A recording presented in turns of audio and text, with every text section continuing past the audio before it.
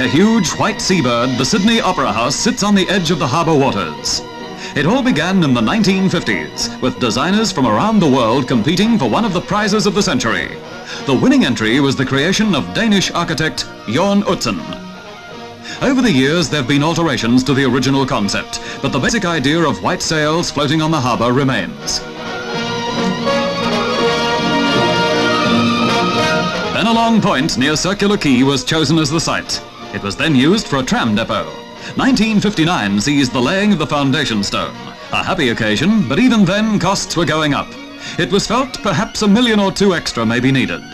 The money for the job was rolling in from special lotteries, and work on the excavations pushed ahead in 1960.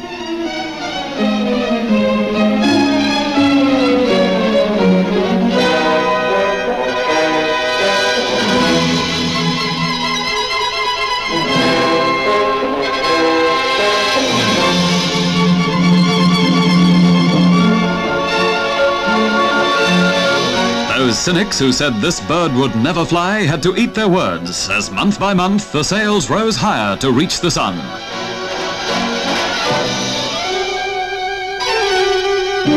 As the sails lifted, so did the costs. Nevertheless, through the 60s, the white elephant joke became a reality for each succeeding state government.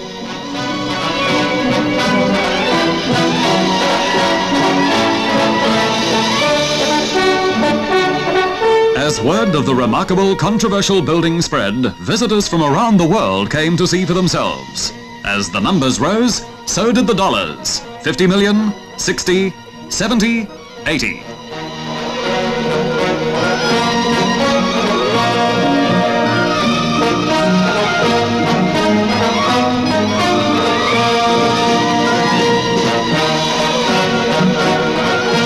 The Duke of Edinburgh was fascinated. So was a pressman in his party, to the point where he missed his step and fell into the harbour.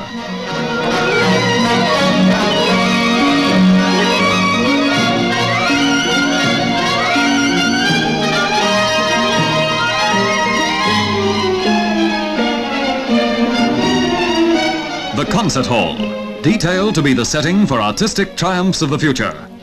Among famous visitors was Australia's great operatic soprano, Joan Sutherland.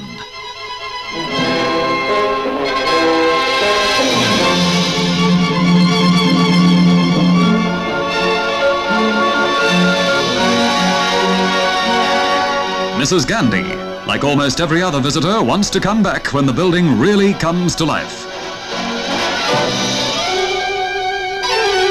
Perhaps no artistic performance will arouse the interest and controversy that surrounded Utzon's sudden departure.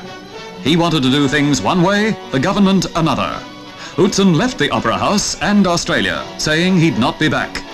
The building proved a challenge, not only to the government and architects, but also the myriad of craftsmen involved.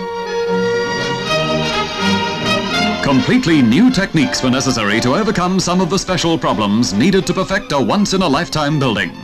But the problems were solved. 3 young Australian architects, Peter Hall, Lionel Todd and David Littlemore, became responsible for the completion. 14 years and $100 million after it all began, we're almost there. And even before its opening, the building is famous throughout the world. Plans are all but complete for opening day, with a command performance before the Queen on October 20th. The Sydney Opera House, a superb and beautiful symbol of modern Australia.